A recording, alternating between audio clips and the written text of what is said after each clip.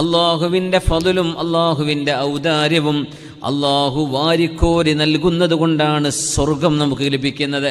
നമ്മൾ ആലോചിക്കണം, ഈ ലോകത്തെ ഒരു ബിസിനസ് ഫേം, വലിയൊരു ബിസിനസ് ഫേം നമ്മൾ വില പറയുകയാണെന്ന് വിചാരിക്കുക.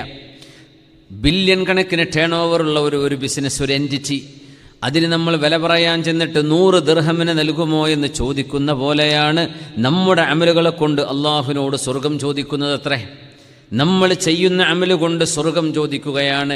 ഏതാണ് സ്വർഗം? ഒരു മനുഷ്യൻ്റെ കണ്ണുകൊണ്ടും കാണാത്തത്, ഒരാളുടെ കാതുകൊണ്ടും കേൾക്കാത്തത്, ഒരു മനുഷ്യൻ്റെ ചിന്തയിലും ഉദിക്കാത്തതാണ് സ്വർഗലോകം. നമുക്ക് മനസ്സുകൊണ്ട് എന്തൊക്കെ ആലോചിക്കാം. ഭൂമിയിൽ നിന്ന് തുടങ്ങി ആകാശം വരെ, ചന്ദ്രൻ വരെ മുട്ടി നിൽക്കുന്ന ഒരു കെട്ടിടം നമുക്ക് സങ്കല്പിക്കാമല്ലോ മനസ്സുകൊണ്ട്, അല്ലേ? എത്ര മനോഹരങ്ങളായ സംവിധാനങ്ങളെ നമുക്ക് മനസ്സുകൊണ്ട് ചിന്തിക്കാൻ കഴിയും. വലാ ഖതറ അലാ ഖൽബി ബശർ, എന്നാൽ ഒരു മനുഷ്യൻ്റെ ചിന്തയിലും വരാത്തതിനപ്പുറമാണ് അള്ളാഹുവിൻ്റെ സ്വർഗം. അതാണ് നമുക്ക് അള്ളാഹു നമ്മുടെ നിസ്കാരം കൊണ്ട് നൽകുന്നത്, അതാണ് നോമ്പ് കൊണ്ട് നൽകുന്നത്, അതാണ് നമ്മുടെ അമലു സ്വാലിഹ് കൊണ്ട് അള്ളാഹു നൽകുന്നത്. അതുകൊണ്ട് അള്ളാഹു ശക്കൂറായതുകൊണ്ടാണ് ചെറിയ ഇബാദത്തിന് അള്ളാഹു വലിയ പ്രതിഫലം നൽകുന്നത്. അള്ളാഹുവിനോട് സ്വർഗലോകത്തെ ഒരു റൂം പോലും ചോദിക്കാൻ നമ്മുടെ അമലുകളെ കൊണ്ട് നമുക്ക് സാധിക്കുകയില്ല. അതുകൊണ്ടാണ് നബി സല്ലല്ലാഹു അലൈഹി വസല്ലം തങ്ങൾ പറഞ്ഞത്, നിങ്ങൾ ജനിച്ച ആ ദിവസം മുതൽ സുജൂദിൽ കിടക്കുകയാണെന്ന് വിചാരിക്കുക. മരിക്കുന്ന ആ ദിവസം വരേക്കും ഒരു കർമ്മവും ചെയ്യാതെ നിങ്ങൾക്ക് സുജൂദിൽ കിടക്കാൻ കഴിയുമെങ്കിൽ ആ സുജൂദ് പോലും അള്ളാഹു നൽകിയ നിങ്ങളുടെ അനുഗ്രഹങ്ങൾക്ക് പകരമാകുന്നില്ല. അള്ളാഹു നൽകിയതിന് പകരം വെക്കാൻ അവയെ കൊണ്ടൊന്നുമാവില്ല. നമ്മുടെ കണ്ണും നമ്മുടെ കാതും നമ്മുടെ ശരീരവും നമ്മുടെ ശ്വസനവും നമ്മുടെ ഹാർട്ടും നമ്മുടെ ബ്രെയിനും നമ്മുടെ കൈകാലുകളും അള്ളാഹു നൽകുന്ന എല്ലാ സംവിധാനങ്ങൾക്കും എന്ത് ശുക്റാണ് നമുക്ക് ചെയ്യാൻ കഴിയുന്നത്. വഖലീലും മിൻ ഇബാദിയശ് ശകൂർ, വളരെ കുറഞ്ഞ ആളുകൾ മാത്രമാണ് അള്ളാഹുവിനോട് നന്ദി ചെയ്യുന്നത്. എന്താണ് ഹംദ്, എന്താണ് ശുക്ർ? ഹംദും ശുക്റും തമ്മിൽ വ്യത്യാസമുണ്ടോ? വിശുദ്ധ ഖുർആനിൽ സൂറത്തുൽ ഫാത്തിഹയിലെ 2-ാമത്തെ ആയത്ത്, അൽഹംദുലില്ലാഹി റബ്ബിൽ ആലമീൻ, അല്ലാഹുവേ നിനക്കാണ് സ്തുതിയായ സ്തുതി മുഴുവനും നിനക്കാണ്. അത് ഹംദാണ്. ശുക്ർ എന്ന് പറയുന്നതും ഹംദും തമ്മിലുള്ള വ്യത്യാസം, ശുക്ർ ഒരു ഉപകാരത്തിന് പകരമാണ് നമ്മൾ ശുക്ർ ചെയ്യുന്നത്. ഹംദ് അങ്ങനെയല്ല. ഒരു ആളെ കണ്ടാൽ ആ ഒരു മനുഷ്യൻ്റെ നന്മ, നല്ല സ്വഭാവത്തെ, അയാളുടെ വ്യക്തിത്വം അതറിഞ്ഞുകൊണ്ട് നമുക്ക് ഹംദ് പറയാൻ പറ്റും. നമ്മൾ അള്ളാഹുവിനോടാണ് ഹംദ് പറയുന്നത്, മനുഷ്യരോട് അവരെ പുകഴ്ത്തി പറയാം. അള്ളാഹുവിനെ നമുക്ക് ഹംദ് ചെയ്യേണ്ടതുണ്ട്, മനുഷ്യർക്ക് ഹംദ് ചെയ്യാം. എങ്ങനെ? അവരെ പുകഴ്ത്തുന്നു, അവരുടെ നല്ല കാര്യങ്ങൾ പറയുന്നു, അപദാനങ്ങൾ വാഴ്ത്തുന്നു. അമ്പിയാക്കന്മാരെ, ഔലിയാക്കന്മാരെ നമ്മൾ പുകഴ്ത്തി പറയുന്നത് ഒരു തരത്തിലുള്ള ഹംദ്. പക്ഷേ ശുക്ർ എന്നത് അള്ളാഹു നൽകിയതിന് പകരം, ഒരാൾ ചെയ്തു തന്നതിന് പകരം ചെയ്യുമ്പോഴാണ് ശുക്റാകുന്നത്. അതുകൊണ്ട് എല്ലാ ശുക്റും ഹംദാണ്, എല്ലാ ഹംദും ശുക്റാവണം എന്നില്ല. അള്ളാഹു സുബ്ഹാനഹു വ തആല ശക്കൂറാണ്. അള്ളാഹു ശക്കൂറാണെന്നതിൻ്റെ ഒരു പ്രത്യേകത, അള്ളാഹു റബ്ബുൽ ഇസ്സത്ത് നന്മ ചെയ്യാൻ നമുക്ക് സഹായം നൽകുന്നുണ്ട്. ഇത് അള്ളാഹുവിൻ്റെ ശുക്റിൻ്റെ ഒരു ഭാഗമാണ്. നല്ലത് ചെയ്യാൻ, നല്ല കാര്യങ്ങളോടൊരു ഇഷ്ടം തോന്നിക്കുന്നത് അള്ളാഹു ചെയ്യുന്ന ശുക്റാണ്. മൂന്നാമത് അള്ളാഹു ശക്കൂറാകുന്നത്, അള്ളാഹുവിന് വേണ്ടി എന്തെങ്കിലും നമ്മൾ ഉപേക്ഷിച്ചാൽ അള്ളാഹു അതിന് പകരം നമുക്ക് നൽകുന്നുണ്ടല്ലോ, അത് അള്ളാഹു നൽകുന്ന ഒരു ശുക്റാണ്, അള്ളാഹുവിൻ്റെ നന്ദിയാണ്. ഏതെങ്കിലും ഒരു ജോലി, നമുക്ക് പറ്റാത്ത ഒരു ജോലി, ഹറാമിൻ്റെ അംശങ്ങൾ വരുന്നത്, പലിശ ഇടപാടുകൾ വരുന്നത്, ഹലാലല്ലാത്ത സോഴ്സിലൂടെ, അള്ളാഹു അനുവദിക്കാത്ത വഴിയിലൂടെ വരുമാനമുള്ള ഒരു ജോലി, ആ ജോലി അള്ളാഹുവേ എനിക്ക് വേണ്ടെന്ന് പറഞ്ഞ് രാജിവെച്ചാൽ അള്ളാഹു അവർക്ക് ഖൈറായത് പകരം നൽകുന്നുണ്ട്. അള്ളാഹു പകരം നൽകുന്നുണ്ട്. നാലാമത്തെ അള്ളാഹുവിൻ്റെ ശുക്റിൻ്റെ അടയാളം, മുദാഅഫത്തുൽ അജ്രി അദ്ആഫൻ കസീറ, അള്ളാഹു ഒരുപാട് പ്രതിഫലം നമുക്ക് നൽകുന്നുണ്ട്, ഒരുപാട് കൂലി. ആ ശക്കൂർ അല്ലായിരുന്നു അള്ളാഹുവെങ്കിൽ നമ്മളാർക്കും രക്ഷപ്പെടുക സാധ്യമായിരുന്നില്ല. അള്ളാഹുവേ നീ ശക്കൂറാണ്, ഞങ്ങളൊക്കെ അമലുകൾ കുറഞ്ഞവരാണ് റബ്ബേ, അമലുകൾ വളരെ പരിമിതമാണ്, ഉള്ള അമലുകൾക്ക് പോലും വേണ്ട ക്വാളിറ്റി പോലും ഇല്ല. അല്ലാഹുവേ, നിന്റെ മഹദായ ഫദല് കൊണ്ട്, ഔദാര്യം കൊണ്ട് നീ ഞങ്ങളിൽ നിന്നത് സ്വീകരിക്കുകയും അല്ലാഹുവേ പ്രതിഫലം നൽകുകയും ചെയ്യണേ തമ്പുരാനേ. ആമീൻ യാ റബ്ബൽ ആലമീൻ. അല്ലാഹു ഷക്കൂറാണെങ്കിൽ അള്ളാഹുവിനോട് നമ്മൾ അങ്ങോട്ട് നന്ദി ചെയ്യേണ്ടതുണ്ട്. അള്ളാഹുവിനോട് നന്ദി ചെയ്യലെങ്ങനെയാണ്? ഒന്ന്, ആ നിഅമത്ത് അള്ളാഹു തന്നതാണ് എന്ന് മനസ്സുകൊണ്ട് ബോധിക്കണം. ഏതൊരു കാര്യവും ഇതെനിക്ക് അള്ളാഹു നൽകിയതാണ്, ഇത് അള്ളാഹുവിൻ്റെ ഔദാര്യമാണെന്ന് ഖൽബ് കൊണ്ട് ബോധിക്കലാണ് ആദ്യത്തെ ശുക്ർ. രണ്ടാമത്തെ ശുക്ർ, അള്ളാഹുവിനെ നാവുകൊണ്ട് നമ്മൾ ശുക്ർ ചെയ്യണം. അൽഹംദുലില്ലാ എന്ന് പറയണം. ഖൽബ് കൊണ്ട് അൽഹംദുലില്ലാ എന്ന് പറയണം. അള്ളാഹുവിന് ശുക്റിൻ്റെ വചനങ്ങൾ പറയണം. മൂന്നാമത്തേത്, അള്ളാഹു തന്ന ഈ അനുഗ്രഹങ്ങളെ ഒരിക്കലും തന്നെ ഒരു തിന്മക്ക് ഉപയോഗിക്കാതെ അള്ളാഹുവിൻ്റെ അനുഗ്രഹങ്ങളെ അള്ളാഹുവിൻ്റെ പൊരുത്തത്തിലായിട്ട് ഉപയോഗിക്കണം. ഇത് അള്ളാഹുവിനോട് ശുക്ർ ചെയ്യാനുള്ളതാണ്. ഇത് അള്ളാഹുവിനോട് ശുക്ർ ചെയ്യുന്ന ഒരു രീതിയാണ്. അള്ളാഹു റബ്ബുൽ ഇസ്സത്ത് വലിയ പ്രതിഫലം നൽകുന്നവനായ റബ്ബ്. അള്ളാഹുവിന് നമ്മൾ ചെയ്യേണ്ടത് നമ്മുടെ ഇബാദത്തിലൂടെ, നമ്മുടെ വാക്കിലൂടെ, അമലിലൂടെ അള്ളാഹുവിന് നന്ദി ചെയ്യണം.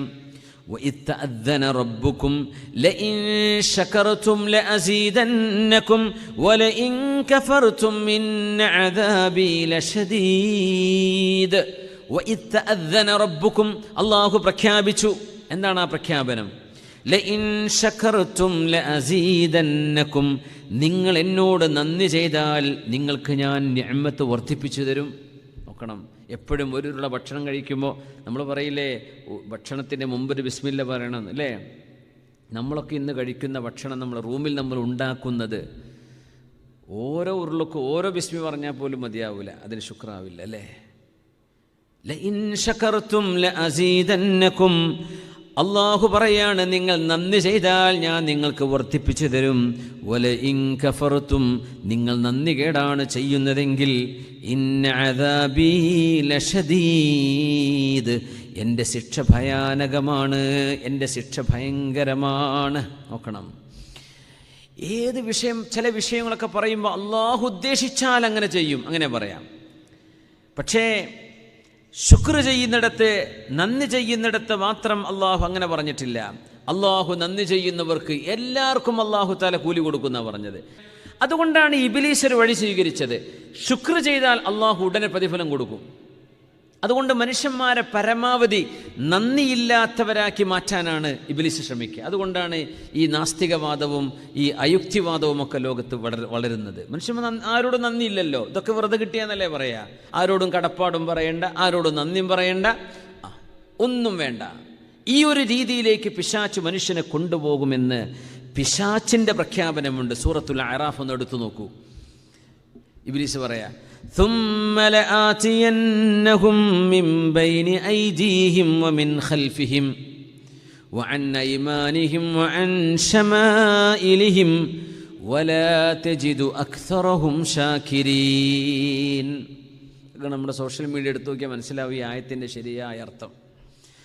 ثُمَّ لَآتِيَنَّهُمْ مِنْ بَيْنِ أَيْدِيهِمْ, മനുഷ്യരുടെ മുമ്പിലൂടെ ഞാൻ വരും, നേർക്ക് നേരെ, ഫേസ് ടു ഫേസ്. ഒമിൻ ഖൽഫിഹിം, ബാക്കിലൂടെ, ഒരു സുഹൃത്തിലൂടെ കരം വരിക. ഒരു സുഹൃത്തിൻ്റെ ഒരു ഫോർവേഡ് മെസ്സേജിലായിരിക്കും ഇവൻ യുക്തിവാദത്തിലേക്ക് പോകുന്നത്. ഡയറക്റ്റ് ഇവൻ്റെ മുമ്പിലേക്ക് വന്നതല്ല, വേറെ വഴിക്ക്. വഅൻ ഐമാനിഹിം വഅൻ ശമാഇലിഹിം, വലത് ഭാഗത്തുനിന്ന് വരും. ജോലി സ്ഥലത്ത് ഏതെങ്കിലും ഒരുത്തം, ഞാൻ ഇപ്പം നിസ്കാരമൊക്കെ നിർത്തിയിടോ, എന്തേ കാരണം? ഞാൻ ഇപ്പം അങ്ങ് നോക്കിയ പഠിച്ചോനൊന്നും ഇല്ലയെന്ന് എനിക്കിപ്പോൾ മനസ്സിലാകുന്നത്. വഅൻ ശമാഇലിഹിം, ഇടതുഭാഗത്തുനിന്ന്. ചില രാഷ്ട്രീയ പാർട്ടികൾക്ക് ഇറങ്ങിക്കഴിഞ്ഞാൽ ചിലപ്പോൾ അങ്ങനെ കിട്ടും, യുക്തിവാദം തലയിലേക്ക് വരും. അങ്ങനെ എല്ലാവരും നമ്മുടെ നേതാക്കന്മാരൊക്കെ അങ്ങനെ. പിന്നെ എന്തിനേൻ്റെ ആവശ്യം? ഇടത്തുനിന്നും വലത്തുനിന്നും മുമ്പിന്നും പിറകിന്നും ഒക്കെ ഞാൻ മനുഷ്യരുടെ മുമ്പിലേക്ക് വരും. എന്നിട്ട് എന്താ പറയണമെന്നറിയോ? വലാ തജിദു അക്സറഹും ശാകിരീൻ, മനുഷ്യരിലെ വലിയ ഒരു വിഭാഗം ആളുകൾ നന്ദി ചെയ്യാത്തവരായി മാറും. അതാണ് എൻ്റെ പണി, ഞാൻ അതാണ് ചെയ്യാൻ പോകുന്നത്. അല്ലാഹുവിനോട് വെല്ലുവിളിച്ച് പറഞ്ഞ വാക്കാണത്. വലാ തജിദു അക്സറഹും ശാകിരീൻ, ആരും നന്ദി ചെയ്യാത്തവരായിട്ട്. അള്ളാഹുവിനോട് ഇത് പടച്ചവൻ തന്നതാണ്, ദൈവം തന്നതാണ്, അങ്ങനെയൊക്കെ ഒരു ഭംഗിവാക്കെങ്കിലും പറയാറുണ്ട് മനുഷ്യന്മാർ.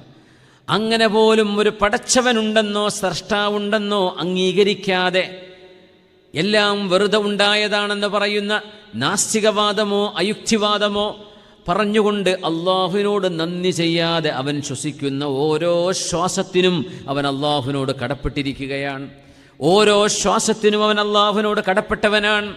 എന്നിട്ട് പോലും നന്ദി ചെയ്യാതെ ജീവിക്കുന്നവരാക്കി മനുഷ്യരെ മാറ്റുക എന്നതാണ് എൻ്റെ ദൗത്യമെന്ന് പിശാച് ഏറ്റെടുത്തു എന്ന് സൂറത്തുൽ അറാഫിലൂടെ അള്ളാഹു നമ്മെ പഠിപ്പിക്കുകയാണ്. നന്ദി ചെയ്യുന്നവർ കുറവാണത്രേ, നന്ദി ചെയ്യുന്നവർ കുറയും. വഖലീലും മിൻ ഇബാദിയ ശകൂർ, എൻ്റെ അടിമകളിൽ വളരെ കുറച്ചു പേരാണ് നന്ദി ചെയ്യുന്നത്. മൂന്നാമത്, അപ്പം ആദ്യം ഇബാദത്ത് കൊണ്ട് അള്ളാഹുവിനോട് നന്ദി ചെയ്യണം, ദുആ ചെയ്തുകൊണ്ട് അള്ളാഹുവിനോട് നന്ദി ചെയ്യണം, പിന്നെ അള്ളാഹുവിൻ്റെ നിഅമത്തിനെ കുറിച്ച് പറയണം. വഅമ്മാ ബിനിഅമതി റബ്ബിക ഫഹദ്ദിസ്, അള്ളാഹുവിൻ്റെ അനുഗ്രഹങ്ങളെ നിങ്ങൾ പറഞ്ഞോളൂ. അത് പറയുമ്പോൾ അഹങ്കാരം തോന്നരുത്. സദസ്സിൽ അസൂയുള്ള ആളുകളുണ്ടോ അവിടെ പറയരുത്. അങ്ങനത്തെ ആളുകൾ സദസ്സിലുണ്ടോ അവിടെ നിങ്ങളുടെ അനുഗ്രഹങ്ങൾ പറയണ്ട. അല്ലേ നിങ്ങളുടെ സുഹൃത്തുക്കളാണ്, നിങ്ങളുടെ വേണ്ടപ്പെട്ട ആളുകളാണ്. അള്ളാഹുവിൻ്റെ അനുഗ്രഹം കൊണ്ട് എനിക്കൊരു കുഞ്ഞുണ്ടായി, അള്ളാഹുവിൻ്റെ അനുഗ്രഹം കൊണ്ട് എൻ്റെ ജോലി ശരിയായി, അള്ളാഹുവിൻ്റെ അനുഗ്രഹം കൊണ്ട് എൻ്റെ മോളെ കല്യാണം ശരിയായി, പറഞ്ഞോളൂ. അള്ളാഹുവിനത് ഇഷ്ടമാണ്. അഹങ്കാരം വരരുത്, തക്കബ്ബുർ വരരുത്, താൻ പോരിമ വരരുത്. അത് അള്ളാഹുവിന് ഇഷ്ടമല്ല, അത് നന്ദികേടാണ്. ഏത് അനുഗ്രഹം ചെറുതോ വലുതോ ആകട്ടെ അള്ളാഹുവിനോട് നമ്മൾക്ക് നന്ദി ചെയ്യണം. അള്ളാഹുവിൽ നിന്നാണിത് വന്നത്, ഇത് അള്ളാഹു നൽകിയതാണ്. ഒരു മനുഷ്യൻ നമുക്ക് കൊണ്ടു തന്നാൽ പോലും, ഒരു റെസ്റ്റോറൻറ്റിൽ നമ്മൾ പൈസ കൊടുത്തിട്ട് കഴിക്കുകയാണ്, എന്നാൽ പോലും അവിടെ ഭക്ഷണം ഉണ്ടാവണം, അവരുണ്ടാക്കണം, അത് ടേസ്റ്റ് വേണം, വൃത്തി വേണം, നമ്മുടെ മുമ്പിലേക്ക് എത്തണം, നമുക്ക് അങ്ങോട്ടെത്താൻ കഴിയണം, നടന്നു പോകാൻ കാലിന് സ്വാധീനം വേണം, വാങ്ങിച്ച് കഴിക്കാൻ കാശ് വേണം, അതിന് ജോലി വേണം. എത്ര ജോലി കിട്ടണമെങ്കിൽ ക്വാളിഫിക്കേഷൻ വേണം, ക്വാളിഫിക്കേഷൻ സ്കൂളിൽ പോകണം, എന്തൊക്കെ വേണം ഓരോ നിഅമത്തിനെയും. വഇൻ തഉദ്ദൂ നിഅമതല്ലാഹി ലാ തുഹ്സൂഹാ, അള്ളാഹുവിൻ്റെ ഒരനുഗ്രഹവും നിങ്ങൾക്ക് എണ്ണിത്തിട്ടപ്പെടുത്തുക സാധ്യമല്ല. ഒരനുഗ്രഹം ഒന്ന് എണ്ണിത്തിട്ടപ്പെടുത്തുക സാധ്യമല്ല.